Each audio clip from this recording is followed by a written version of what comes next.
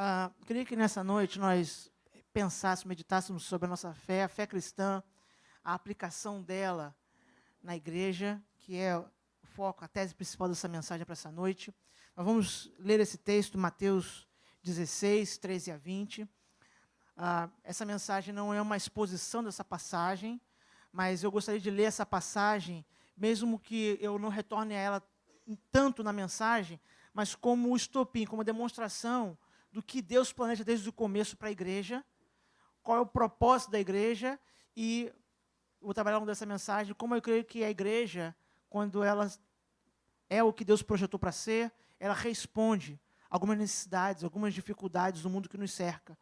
Que a igreja não é só uma alternativa, uma outra possibilidade, mas é a maneira como Deus projetou as coisas para funcionarem. E eu queria que esse texto nos impulsionasse para ver a importância da igreja, o propósito inicial de Deus para ela, e aí depois nós vamos poder usar de outros textos para explicar o que eu pretendo nessa noite, do lugar da igreja como resposta a alguns anseios, algumas necessidades do mundo que nos cerca. Mateus 16, versículo 13, diz assim: Indo Jesus para os lados de Cesareia de Filipe, perguntou a seus discípulos: Quem diz o povo ser o Filho do Homem? E eles responderam: Uns dizem João Batista, outros Elias, outros Jeremias ou algum dos profetas. Mas vós, continuou ele, quem dizeis que eu sou? Respondendo Simão Pedro, disse: Tu és o Cristo, o Filho do Deus vivo.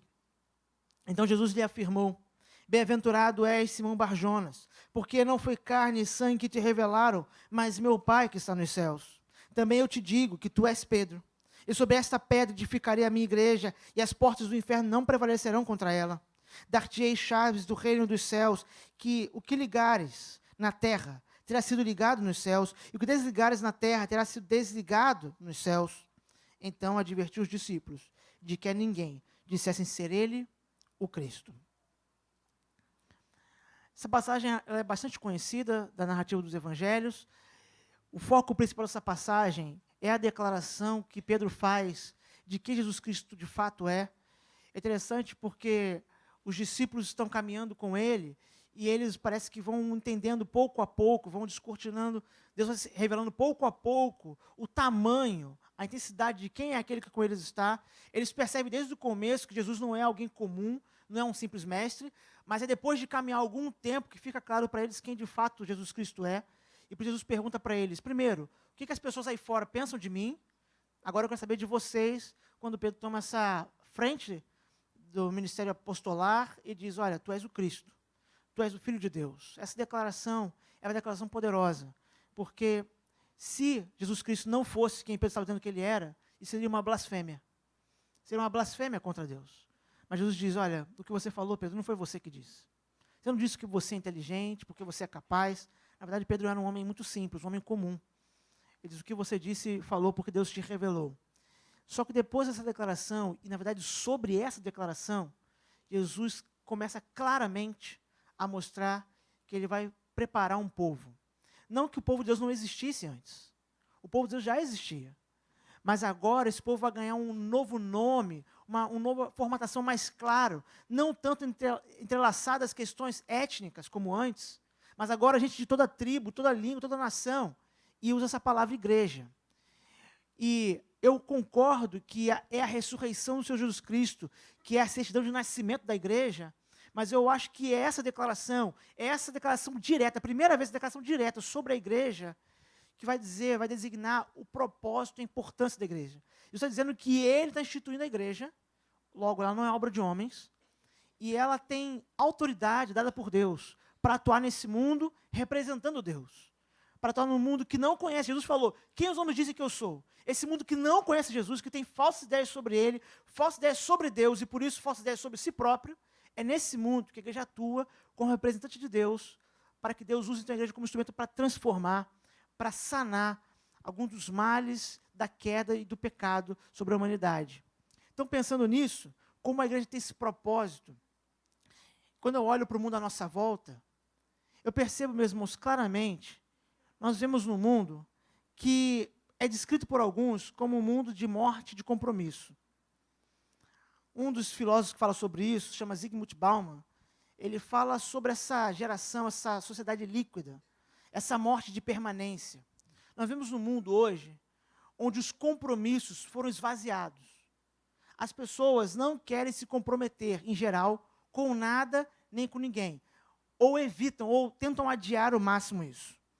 Essa morte da permanência, essa fragilidade dos compromissos, ela é demonstrada em coisas muito profundas, muito sérias. Mas os que os filósofos e pensadores percebem por estudos profundos, nós percebemos na vida prática. Nós observamos a todo momento esforços por o que nós chamamos no mundo dos negócios, por exemplo, de fidelização. Quem aqui nunca foi numa loja e a loja tentou lhe dar um cartão de fidelização? Por quê? Porque não há mais aquela ideia, aquele conceito de a minha loja, a minha padaria, o meu restaurante. A ideia de pertencer, de ter fidelidade, de ter compromisso, até com as coisas mais simples, ela desapareceu. Por uma série de questões, por bem ou por mal, nessa área, hoje não temos mais esse senso de eu tenho um compromisso com essa pessoa, com esse cliente, com essa empresa, com esse prestador de serviços e assim por diante. Só que a questão é que isso não fica restrito só às questões comerciais, às escolhas, não. Essa morte da permanência, esse enfraquecimento do compromisso, influencia diretamente a nossa relação com Deus. Porque nós estamos sob influência de gente que diz que comprometer-se, que está comprometido com alguém, nem sempre é bom. Eu acho impressionante perceber isso, por exemplo, principalmente entre nós rapazes, os homens e os rapazes. Como nós somos ensinados desde pequeno que compromisso é uma coisa que deve ser adiada o máximo possível.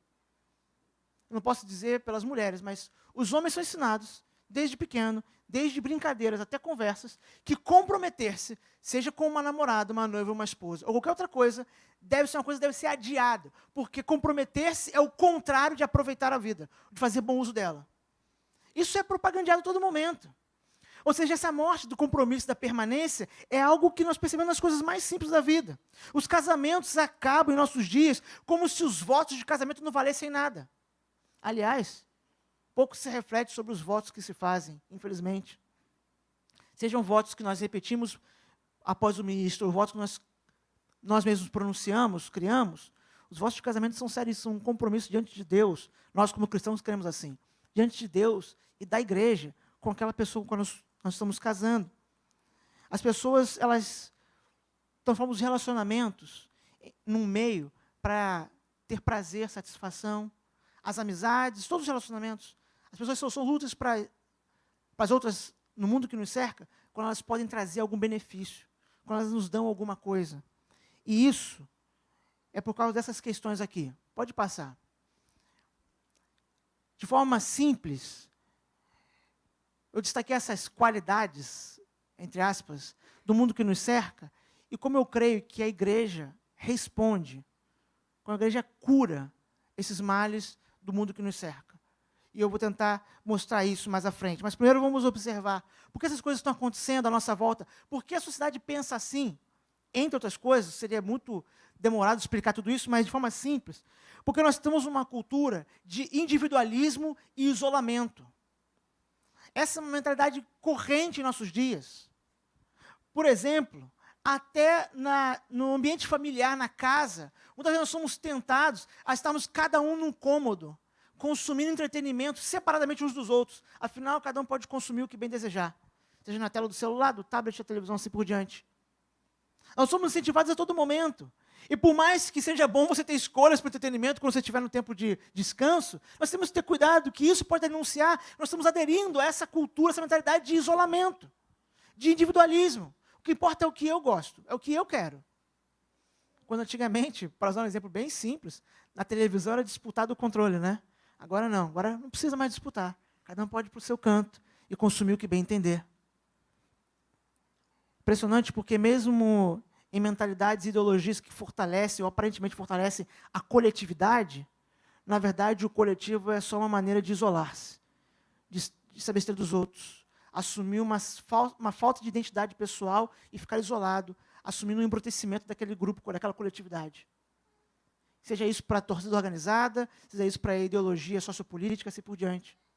As pessoas, mesmo quando estão aparentemente atreladas a um movimento de coletividade, na verdade estão se isolando, estão buscando só os próprios interesses. O mundo que nos cerca, e nós sabemos disso como bons brasileiros que somos, ele celebra, se alegra com a impureza e com a carnalidade. Primeiro porque isso faz parte do traço de homens caídos. Como seres humanos caídos, nós somos atraídos para aquilo que Deus abomina e que é letal para nós, enquanto deveríamos rejeitar, fugir, nos abster dessas coisas. Então, nós somos atiçados a todo momento, seja nas propagandas à nossa volta, nas conversas, nas comunicações que recebemos, assim por diante, a que os nossos desejos da carne, nossos desejos da natureza pecaminosa, caída, sejam dados vazão a todo momento. Aliás, o século XX foi marcado pela ideia, a pretensa ideia, plantada, entre outros, por um homem chamado Sigmund Freud, de que o problema dos seres humanos é justamente porque eles não experimentam seus prazeres o suficiente. A restrição da satisfação de prazeres é que era o problema do homem. Então, qual foi a solução? Deem vazão a esses desejos. Experimentem tudo. E nós sabemos por Eclesiastes capítulo 2, o Salomão, que experimentou tudo, diz, tudo não foi nada. Eu consumi, experimentei, e não foi nada. Nunca encontrei nada, a não ser o Senhor. É assim que ele termina o capítulo 2. O mundo à nossa volta também incentiva a ideia de autonomia, de independência. Aliás, falar de depender de alguém ou de alguma coisa, geralmente é tido como um sinal de fraqueza. As pessoas ditas fortes são chamadas de pessoas independentes.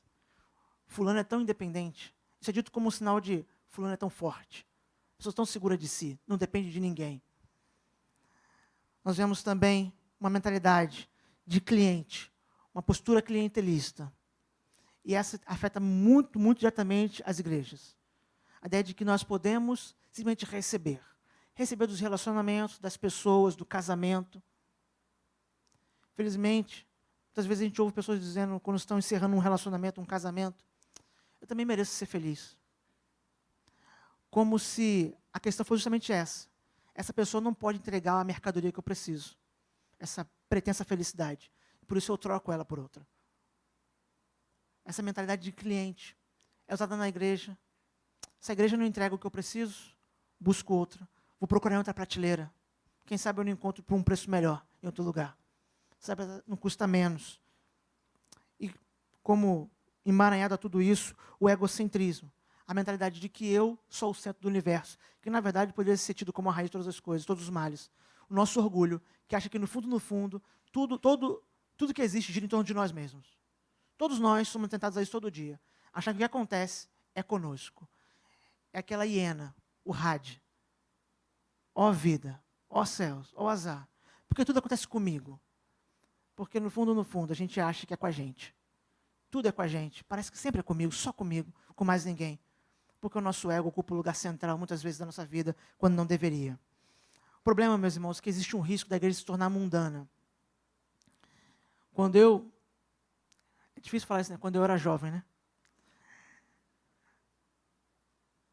Ser mundano era usar certo tipo de roupa, ou ouvir certo tipo de música, ou tocar certo tipo de instrumento. Mas não é isso que é ser mundano. Ser mundano é justamente absorver, sem filtro, sem crítica, essas coisas. É ceder a esses valores, a essas falsas qualidades que são empurradas a nós no sistema educacional, na maneira como as pessoas conversam, como elas trabalham, como elas negociam, em todo lugar, são empurradas sobre nós. O mundo, esse sistema contrário a Deus, esse sistema contrário à vontade de Deus, um sistema de valores antagônico à palavra, ele está à nossa volta nos pressionando.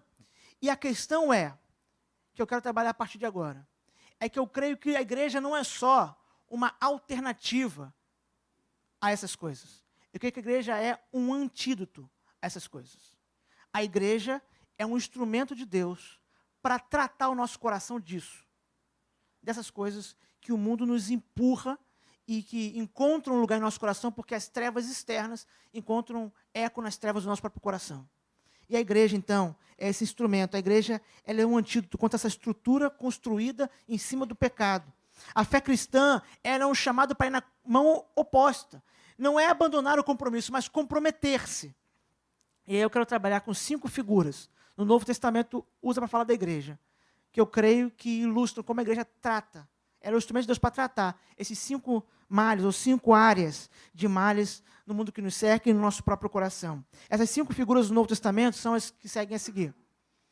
A igreja, nós vamos ver a igreja como família de Deus, como noiva de Cristo, como ramos da videira, como sacerdócio santo e como corpo de Cristo. Vamos prosseguir, para aproveitarmos bem esse tempo que temos ainda. Primeiro, a igreja como família de Deus.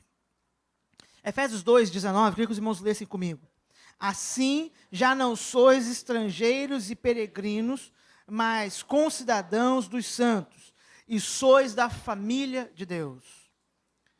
No mundo que celebra o individualismo, que muitas vezes incita as pessoas ao isolamento, nós somos chamados, como cristãos, a fazer parte de uma família. É impressionante como a fé cristã, ao contrário de muitos outros sistemas de religião, não há nenhuma possibilidade na fé cristã de uma vida plenamente cristã, isolada, solitária. Não é possível isso. A fé cristã é uma fé de comunidade, de congregação, e uma das imagens que aparece no Novo Testamento fala sobre isso é a ideia de família. Nós somos chamados a fazer parte da família de Deus. Ou seja, a igreja serve então para tratar no nosso coração, do mundo que nos cerca, esse desejo muitas vezes contrário, que nos faz sofrer, mas nós mesmo assim o queremos, de nos isolar das pessoas, isolar de tudo. Nós somos empurrados, é paradoxal isso na nossa existência, porque ao mesmo tempo que nós não queremos estar isolados, nos isolamos. Nós cedemos essa pressão e achamos que a solução, então, é nos afastarmos das pessoas. Mas a chamada cristã para a igreja, o povo de Deus, é ser família. É ser família, é estar ligado intimamente uns aos outros. Não há lugar para pessoas que não desejam a vida comunitária. Pelo contrário, a igreja é o agrupamento, é o ajuntamento de pessoas que a sociedade nem valoriza e muitas vezes despreza. É impressionante como na história da igreja, e nós percebemos em todas as comunidades que realmente amam o Senhor, como muitas vezes pessoas que lá fora são tidas como pessoas pequenas ou desprezíveis, na igreja ela encontra um lugar, gente que ama, que valoriza. Nenhuma igreja é perfeita nesse aspecto, mas ela é o melhor antídoto para isso. Porque é na igreja que Deus restaura aquilo para o qual fomos criados. Nós fomos criados para a vida em comunidade. E essa intimidade, cumplicidade foi rompida pelo pecado lá no Éden. E é na igreja, no povo de Deus, que Deus restaura isso. Nos chamando a ser família. Ou seja, ter intimidade, ter responsabilidade uns sobre os outros. Nós não podemos achar que a nossa fé, nossa vida cristã é entre nós e Deus. Talvez você tenha dito isso alguma vez na sua vida, ou até pense isso até hoje. Mas, para o seu bem, não pense assim mais. Não pense, não use aquela máxima, minha vida com Deus é entre eu e Deus. Não, querido. É entre nós e Deus. Nós somos uma família. Nós fazemos parte da mesma família. Isolar-se é justamente contrariar a vontade de Deus. Deus te fez povo dele para você congregar em família. Talvez você nem saiba experimentar, pela sua história de família, no sentido sanguíneo, consanguíneo, o que é essa intimidade, esse relacionamento. É bem possível que você tenha experimentado um ambiente conturbado. Mas eu quero te dizer que é na fé cristã, é no Evangelho, nós somos chamados para uma nova família, que Cristo comprou com o seu próprio sangue, para nos tornar uns com os outros. Então nós fazemos parte da mesma família. Temos que valorizar a unidade, a intimidade e a responsabilidade uns pelos outros. Nenhuma igreja pode ser pastoreada por um pastor. Nenhuma igreja. Toda igreja precisa ser pastoreada por todos os que estão ali presentes. É o pastoreio mútuo, é o cuidado mútuo, é o apoio, é sentir a dor um do outro, sofrer com o que o outro está se passando e ajudá-lo a despertar, muitas vezes, do auto-engano, despertar da letargia, da morosidade, para buscar o Senhor. A família é lugar disso. Nós pertencemos a uma família, nós nos importamos uns com os outros, essa é a nossa vocação. A amarmos aos outros, nos importarmos uns com os outros. E isso não quer dizer que nós não temos nenhuma privacidade, isso não quer dizer que nós não temos nenhuma intimidade com algumas pessoas mais do que outras, mas quer dizer que não é uma questão de afinidade. Nós não somos só para nos aglutinar, agrupar em questão de afinidade. Nós somos parte da mesma família, mesmo que tenhamos gostos bem diferentes. Eu me lembro que uma das maiores experiências que eu tive em conhecer a igreja do pastor Mark Dever foi uma conversa bem informal, eles falando que eles têm a EBD, os cultos, grupos pequenos, mas que uma das coisas que eles mais incentivam na comunidade é que as pessoas façam relacionamento com gente com quem elas não têm nenhuma afinidade. Eu fiquei pensando, mas para quê? Perceba, ninguém é forçado a isso, mas é estimulado. Por quê? Porque imagine que você na igreja encontra pessoas que gostam de futebol como você, que fazem parte da mesma liga do Cartola como você. Você não pode andar só com essas pessoas na comunidade cristã. Você tem que ser família do outro também, que, pelo contrário, não suporta futebol, não quer ouvir falar de futebol. A faixa etária, nós não podemos só nos relacionar com quem está na mesma faixa etária que nós estamos na igreja. Apesar de nós termos mais afinidade, porque tem a mesma faixa etária, nós nos relacionar com todos, por quê? Porque nós somos chamados para a mesma família. Nós não vamos ter intimidade com todos, mas nós temos que nos relacionar com todos. Nós temos que lutar contra essa cultura de isolamento. E a igreja, como família de Deus, trata o nosso coração nisso. Para algumas pessoas esse tratamento é mais demorado, mas submeta-se ao Senhor. Faça parte da família dele. Assuma a responsabilidade sobre os outros e deixe os outros assumirem sobre você também. Cuide dos outros e permita ser cuidado também. Para que esse defeito, essa consequência do pecado no nosso coração, desejo de isolamento, de individualidade, valorizar nós mesmos acima dos outros, possa ser tratado em nosso próprio coração. Por isso é importante lembrarmos que a igreja ela é família de Deus. Deus nos reúne como família.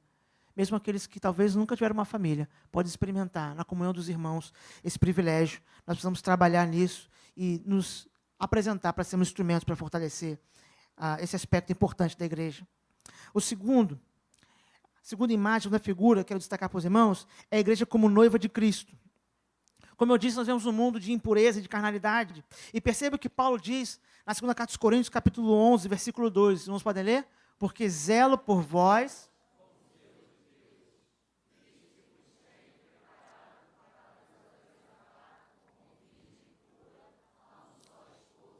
que é Cristo.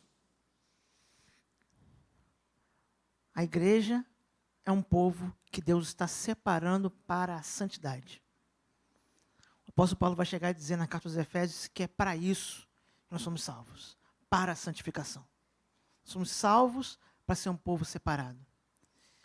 No Antigo Testamento, Israel, sempre que foi seduzido pela idolatria, foi comparado a uma esposa infiel, que estava se prostituindo com os falsos deuses. Essa é a linguagem dos profetas. Denunciar a infidelidade. Mas o nosso chamado como noiva de Cristo, ele não é só um chamado para a fidelidade cultica, não é só para o culto de adoração ao Deus verdadeiro. É um chamado para a pureza em todas as áreas. Nós fomos feitos povo de Deus, nós fomos transformados na noiva, que está sendo preparada para o casamento do Cordeiro, com as bodas do Cordeiro, e isso requer de nós santificação. Por isso que muitas vezes é difícil. É difícil ser igreja, é difícil comprometer-se de fato com o Senhor e nos dedicarmos a obedecê-lo no mundo que está à nossa volta. Porque falar de separação, de santificação, no lugar das pessoas estão cada vez dando mais vazão a desejos perversos. É complicado. Parece que há um abismo cada vez maior entre aquilo que as Escrituras ensinam e que a igreja deve preservar e os valores que estão à nossa volta. Nunca houve igualdade entre esses valores, não se engane. Mesmo quando a igreja se tornou a igreja oficial do Império Romano, havia distinção entre a igreja verdadeira e gente que foi só cristianizado nominalmente. Gente que recebeu um bocado de água em cima. Havia essa distinção, claro que sim. O remanescente fiel sempre foi preservado, separado. Porque essa é a nossa vocação, a vocação da santidade, do abandono da impureza, do abandono da imoralidade. Meus irmãos, os nossos olhos, nossos ouvidos, nossa mente, eles estão todo momento nos levando para lugares que não deveriam nos levar. Eu vou pregar dessa vez falar algo que eu creio que ele atingiu na marca. Qualquer um de nós, se tivesse seus pensamentos passados numa tela, sairia correndo de vergonha. Qualquer um de nós. Porque nenhum de nós está num patamar moral superior aos outros. Todos nós somos dependentes de Deus para transformar o nosso coração e lutar contra a nossa natureza caída, pecaminosa. Mas a boa notícia é que no Evangelho, nós somos chamados a ser essa noiva pura, purificada pela ação do Espírito. Mas então, nós temos que fazer aquilo que diz lá em Romanos capítulo 8. Mortificar a carne, fortalecer o Espírito, alimentar o Espírito. Para que essa noiva possa se preservar pura para o dia das bodas do Cordeiro. A caminhada da santificação, ela é uma caminhada perseverante, de pequenas lutas e pequenas vitórias, mas perseverante. A noiva de Cristo, a igreja, ela não vai ser purificada nessa existência de forma definitiva ainda. Por isso vai exigir de nós dedicação e esforço. É empurrar o carro ladeira acima. Já tentou empurrar o carro ladeira acima? Eu tive que, ontem, passar uma experiência parecida, né? Empurrar meu carro calçada acima. Se você parar de empurrar o carro ladeira acima, ele fica parado? Estagnação significa retrocesso. Parar é voltar. Parar é cair. Então, a luta, a caminhada da igreja para ser essa noiva que abandona dia após dia a imoralidade e a carnalidade, é uma luta, é um progresso diário, é avanço. Como diz o apóstolo Paulo a Timóteo, é necessário que seja perceptível o progresso. Nós precisamos todo dia abandonar o pecado, lutar contra a imoralidade, porque nós somos chamados para ser uma noiva pura, uma igreja imaculada, sem mancha. Meus irmãos, o pecado, ele, além de ser letal para seres humanos, ele é uma ofensa contra o nosso Deus. Porque quando nós optamos pelo pecado, quando eu e você fazemos isso, o que nós estamos dizendo no fundo, é que nós encontramos satisfação em outro lugar que não é Deus. Então é como num casamento, encontrar alegria e satisfação em outro que não seja o esposo. Por isso o pecado é uma ofensa contra Deus. Nós precisamos confessá-lo e abandoná-lo, lutar contra ele, para que sejamos essa noiva, a noiva de Cristo, imaculada, sem pecado. Abandonar a imoralidade que é nos empurrada. No Brasil, muito do que é chamado de cultura, não tudo, é claro, toda cultura tem aspectos que revelam a graça de Deus, aspectos que precisam ser redimidos, mas muito do Brasil, do que é chamado de cultura, na verdade, é abominação de Deus. É vazão aos desejos mais animalescos e perversos que alguém pode imaginar. Inclusive, é muitas vezes, infelizmente, que é assim que o nosso país é visto fora daqui. Nós precisamos fazer como igreja brasileira, entender que o padrão de Deus não é um padrão comparado a esse padrão. Nós não temos que comparar a imoralidade que nos cerca. O padrão de Deus é o padrão das Escrituras, o padrão da santidade, de noiva que ama o seu noivo e por isso luta para manter-se fiel, abandonando o que lhe ofende, o que lhe afronta. A igreja, então, é a família de Deus, porque ela trata no nosso coração essa mácula do pecado, do isolamento. A igreja também, ela é a noiva de Cristo, para nos lembrar da luta diária pela santificação. A igreja também é referida nas Escrituras, no Novo Testamento, como os ramos da videira. João 15, verso 5 diz: eu sou a videira, vós os ramos. Quem permanece em mim e eu nele, esse dá muito fruto, porque sem mim nada podeis fazer. Ao contrário da sede de autonomia e de independência, nós somos chamados, como povo de Deus, a dependermos de Deus. A tentação do Éden, eu já falei isso aqui em várias oportunidades. A tentação que Adão e Eva ouviram da serpente e a qual eles cederam, ela ecoa no nosso ouvido todo dia. Todos nós, no nosso coração, de alguma maneira, desejamos ser deuses, ser autônomos, fazer do nosso próprio jeito, seguir nosso próprio caminho, não prestar contas para ninguém. Essa é uma tentação corriqueira, eu poderia dizer diária no nosso coração, que se manifesta de muitas maneiras diferentes, mas sempre a mesma tentação. O desejo de independência e de autonomia. Mas Jesus, quando olha para os seus discípulos, diz: eu sou a videira, vocês são ramos, vocês podem fazer o que sem mim? Nada. Vocês dependem de mim. Mas isso é bom. Numa cultura onde dependência é tida como sinal de fraqueza, nós somos lembrados que de fato somos fracos. Mas isso é bom, porque nós temos uma videira que dá fruto.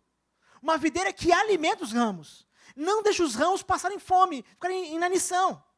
Então nós somos chamados a sermos os ramos da videira. Não somos chamados a sermos a videira. Nós somos dependentes. Nós precisamos de Jesus Cristo. Nós precisamos de Deus. E, de alguma maneira, por causa disso, precisamos, inclusive, uns dos outros. Daqui a pouco eu vou falar um pouco mais sobre isso. Nós somos chamados a sermos ramos que frutificam a partir da videira verdadeira. Na cultura ocidental, como eu disse, depender é ser fraco. Independência é sinal de força. Muitas vezes as pessoas motivadas pelo individualismo, elas são empurradas para esse falso senso de autonomia. Muita gente, inclusive, diz isso de si próprio como uma qualidade. Eu não dependo de ninguém, eu vou lá e faço. Impressionante como muitas vezes aquilo que para Deus é sinal de pecado, nós seres humanos conseguimos transformar em falsas virtudes. Nós somos chamados a sermos dependentes de Deus, dependentes de Cristo, admitindo que nós somos ramos, só ramos. Ele é a videira, só Ele é a videira. Isso serve, meus irmãos, para tudo, e mais especificamente para o ministério cristão. Nada que nós fazemos na igreja pode ser feito na nossa força. Se nós fizermos, a gente não atingimos o objetivo adequado, provavelmente nós vamos nos ferir e ferir outros no caminho. Nós somos chamados a depender de Deus, ramos da videira verdadeira. Deus usa essa lembrança da nossa fraqueza, da nossa dependência dEle, como um remédio, para tratar essa tentação do nosso coração, como eu disse, que vem desde o Éden, o desejo de sermos independentes e autônomos. Deus está nos lembrando, vocês não são, vocês são os ramos só. Eu sou a videira, vocês são só os ramos. Contente-se com isso. No Antigo Testamento, Israel foi chamado de videira. Só que é a videira que falhou, que não gerou fruto. Nós temos a videira verdadeira, Cristo. Ele é a videira. O filho que não falha, o filho que obedece, o filho que vence. E por isso, basta a nós sermos os ramos dessa videira. Não queira ser independente, ser autônomo. Entenda que há limitações e, acima de tudo, quando nós falamos do serviço cristão, nós precisamos da direção de Deus. Nós precisamos que Ele trate no nosso coração esse desejo orgulhoso de fazer do nosso próprio jeito, seguir o nosso próprio caminho. Sem muitas vezes preocuparmos com a vontade dEle e nem mesmo com as pessoas que estão à nossa volta. Nós somos chamados à dependência exclusiva do nosso Senhor Jesus e, a partir disso, a dependemos uns dos outros. Uma outra figura importante no Novo Testamento, além dos ramos da videira, além da família de Deus, da noiva de Cristo, é a figura do sacerdócio, ou sacerdócio santo, como eu botei ali. E eu gosto muito dessa passagem, desse texto de 1 Pedro, quando ele trata desse assunto. Pedro está reverberando aqui a mensagem contida no Antigo Testamento, em Êxodo, em Levítico, em Deuteronômio. Vamos ler juntos? Também vós mesmos, como pedras que vivem,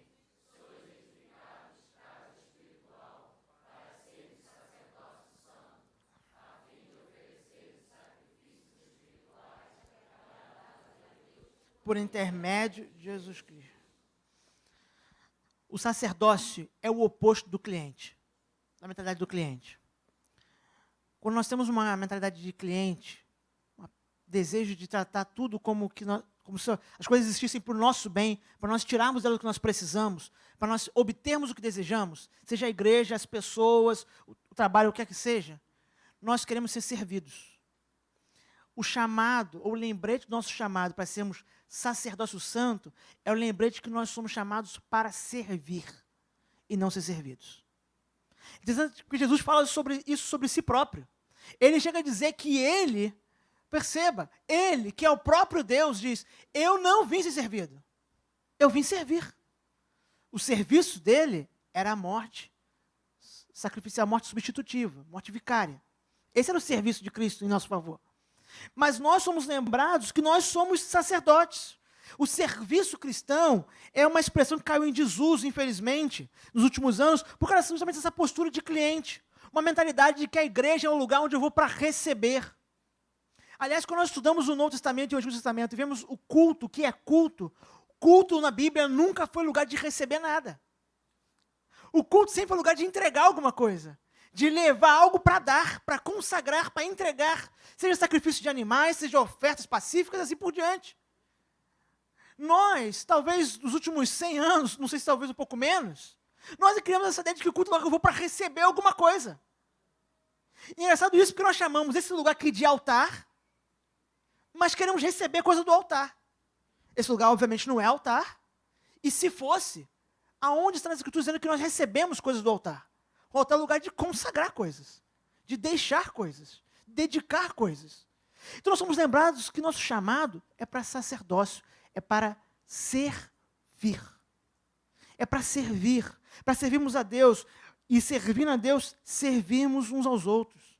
Eu acredito que esse foi um dos resgates, se não o mais importante, um dos mais importantes da Reforma Protestante. O resgate, eles não inventaram isso, eles resgataram isso do sacerdócio universal de todos os cristãos. Eu não sou um sacerdote acima de você. Você e eu, nós somos sacerdotes do Deus vivo aqui nesse mundo. Esse sacerdócio é santo, há uma separação do pecado, abandono de pecado, luta por santificação, mas sacerdócio nos lembra principalmente que é um lugar de serviço. Nós estamos aqui, meus irmãos, para servir, não para sermos servidos. O que nós precisamos é que Deus trabalhe no nosso coração de uma maneira que essa mentalidade de cliente seja tirada da nossa cabeça. A igreja existe também para tratar como antídoto dessa doença. Nós somos servos. A igreja é reunião dos servos. É a reunião dos servos de Deus, daqueles que servindo a Deus servem ao próximo, daqueles que servindo a Deus representam Deus diante das pessoas. Inclusive, essa é a figura do sacerdote. O sacerdote, na linguagem do culto, era aquele que intermediava, que representava o povo e Deus, Deus e o povo. Então, nós como igreja somos essa figura, que representa Deus para as pessoas e em favor delas intercede e prega o evangelho a elas para que elas também conheçam a Deus. Nós somos os representantes de Deus aqui. Nós somos servos. Nós somos clientes. Nós não viemos à igreja, não vamos à igreja ou ao templo, às reuniões, só para receber. Perceba, pela graça de Deus, Deus nos dá. Deus nos dá. No culto, na continuação, Deus nos dá. Mas não é esse o propósito. O propósito é entregar, é servir. Deus vai nos abençoar e vai nos conceder graça. Mas nós temos que vir, nos envolver, participar com a mentalidade de servir. Nós somos sacerdotes, não somos consumidores. Somos sacerdotes. Infelizmente, no Brasil, na verdade na América Latina, pelo pouco que eu percebo, América Latina só não, nas Américas como um todo, a fé foi transformada num negócio. Mas não são só mercadores da fé, gente que está fazendo estelionato da fé, aqueles que estão na televisão, não são só eles. Muitas pessoas, desconhecidas de todo mundo, tratam a fé como um produto a ser comprado e consumido. Mesmo em comunidades que não pregam esse falso evangelho. Porque essa é uma tentação do nosso coração. Então nós somos lembrados que o nosso chamado é para sermos sacerdotes. A igreja é a reunião do sacerdócio santo. O povo que Deus chamou para representá-lo diante dos homens. E para interceder pelos homens diante dele. Para buscar servir ao Senhor e por isso servir as pessoas. E a última figura. Nós também como igreja somos chamados de o corpo de Cristo. 1 Coríntios 12, verso 27 diz: ora, vós sois corpo de Cristo e individualmente membros desse corpo. A figura que Paulo trabalha em todo o capítulo 12 de 1 Coríntios, ela é fantástica, porque ele usa do conhecimento mais rudimentar que qualquer pessoa tem do corpo humano para explicar a interdependência. Para mostrar que não há como uma parte da igreja, seja uma parte do corpo de Cristo, essa figura que ele usa, achar-se superior, melhor que as outras, ou inferior. Você está dando como de pouca importância. Porque nós somos de uma cultura de celebridades, nós achamos que o que é importante na igreja são os dons públicos. Dons que todo mundo percebe. Isso é falso. Isso é falso. Nenhum dom é superior ao outro. Nós somos partes do mesmo corpo. E uma parte do nosso corpo não pode simplesmente desejar seguir a vida do seu próprio jeito, independente das outras, porque elas são interdependentes. Elas precisam uma das outras para poder manter-se viva. Por isso que Paulo usa essa figura, porque o corpo biológico, quando uma parte dele é retirado, essa parte morre. Ela morre. E o corpo fica fragilizado pela perda dela. Por isso que a igreja também é o corpo de Cristo, é o corpo místico de Cristo aqui na terra, que não só atua como seus braços e pernas servindo a Deus, representando aqui, mas mostra também a nossa conexão uns com os outros. Nós não dependemos só de Deus, que é a videira, nós também dependemos uns dos outros, porque nós somos parte do mesmo corpo. Não há lugar para o nosso egocentrismo, não há lugar para o nosso ego tomar a frente. Isso é muito perigoso, acima de tudo para nós mesmos. Quando nós agimos baseado nos nossos próprios interesses, nós podemos ferir muitas pessoas, mas eu te garanto, a principal pessoa que vai ser afetada vai ser você. Por isso, a igreja é o corpo de Cristo, para tratar isso no nosso coração, para nos lembrar que nós somos parte do mesmo corpo. E só tem uma cabeça nesse corpo. Só Cristo é cabeça. Só a distinção sobre Ele. Ele é a cabeça. Nós, partes, pedaços desse corpo, cooperando uns com os outros, dependendo uns dos outros, para obedecer o que a cabeça aponta, para seguir adiante. Nós somos muitas vezes, nesse mundo que nos cerca, chamado a nos relacionar com as pessoas, a fazer as coisas, tudo, encontrar carreira, só pensando em nós mesmos. Mas no corpo de Cristo somos chamados a pensar nos outros, a valorizar os outros. É uma convocação à igreja, a lembrar que não há espaço para a individualidade no sentido de rompimento com a unidade da igreja, com a unidade do corpo de Cristo.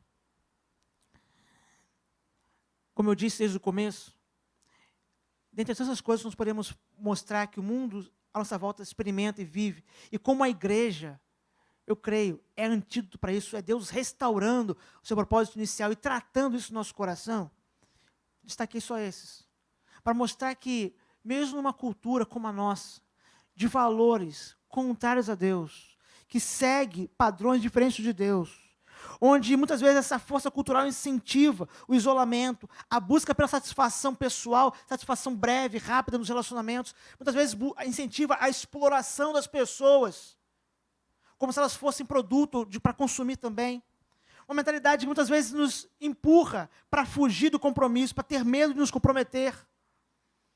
Nós, como igreja, nós somos religados na videira, nós somos justificados nosso pecado, não podemos ser noiva pura. Nós somos inseridos numa família que Deus criou, uma família que Deus está edificando. Nós somos chamados sacerdotes de Deus, não segundo a antiga ordem levítica, mas sacerdotes a partir do sumo sacerdote que é Jesus Cristo, como diz o livro de Hebreus. E nós fomos incluídos no corpo vivo de Cristo. Não há espaço para individualidade, nossos próprios interesses. Não há espaço para nos isolarmos, para darmos vazão ao pecado, satisfação instantânea, não. A nossa luta diária é para cumprir a vontade de Deus, é para abandonar o pecado e para servir a Deus entre os homens, onde Ele nos colocar. Esse é o nosso chamado, essa é a nossa vocação. E a igreja é o meio que Deus estabeleceu para isso. Para todas as imperfeições que a igreja pode ter, agora eu estou falando da igreja visível, presente, que é mista, todas as imperfeições, eu acredito que ela é o meio que Deus estabeleceu para agir nesse mundo. Eu não acredito que Ele estabeleceu outro meio. Nenhuma outra organização, nenhum outro ajuntamento vai fazer essa tarefa, porque eu acredito que quando Jesus falou que Ele deu essas chaves para a igreja, é porque Ele está chamando a igreja para esse papel, e mais ninguém, e mais nada. Jesus falou, olha, eu dei as chaves para vocês, agora vocês vão lá atuar no mundo.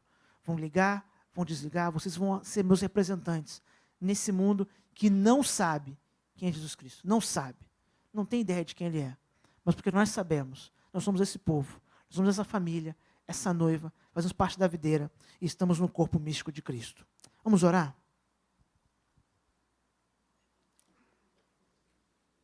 Senhor Deus bendito, obrigado, Senhor, pelo privilégio de estarmos aqui nessa noite, pela Tua palavra.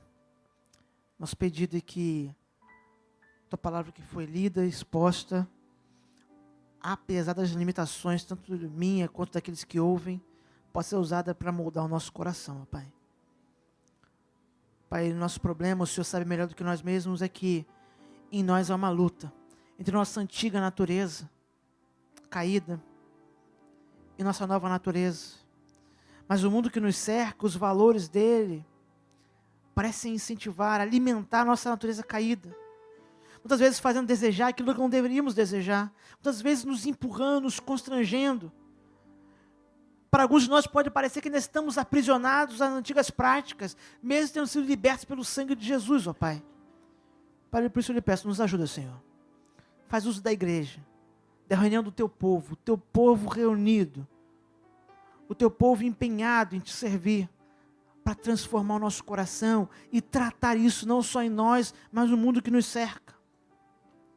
Pai, nos ajuda, Senhor, a lembrarmos quem somos. Gente que nasceu de novo, pecadores sim, mas pecadores redimidos, que foram comprados com alto preço, com sangue, para que possamos então assumamos a nossa luta contra o pecado, em busca da santidade, Não para sermos melhores do que os outros, mas para podermos te representar melhor nesse mundo, ó Pai. Pai, nos faz povo santo, para representar a tua santidade nesse mundo. Nos usa, Senhor, para servirmos aqueles que estão à nossa volta, de forma a glorificar o teu nome. Pai, nos ajuda, Senhor, a encontrarmos na igreja o bálsamo para tratar o isolamento que muitas vezes fere o nosso coração. Pai, quantos de nós, têm se sentido aprisionados, vivendo experiência de vida que ninguém sabe, lutando lutas dolorosas, sozinho. Pai, nos ajuda a encontrar pessoas do teu povo, na igreja, a família que tanto precisamos, ó Pai. Mesmo que a nossa família tenha seus defeitos e dificuldades, nós possamos acreditar que na família tua, na tua igreja, o Senhor há de tratar o nosso coração nessa área. Ó Pai, que sejamos mãos e pés tuas aqui nesse mundo, dependendo uns dos outros, pronto para te servir. Pai, ajuda-nos, ó Pai. É isso que eu lhe peço e lhe agradeço. Em nome de Jesus. Amém. Vamos cantar essa.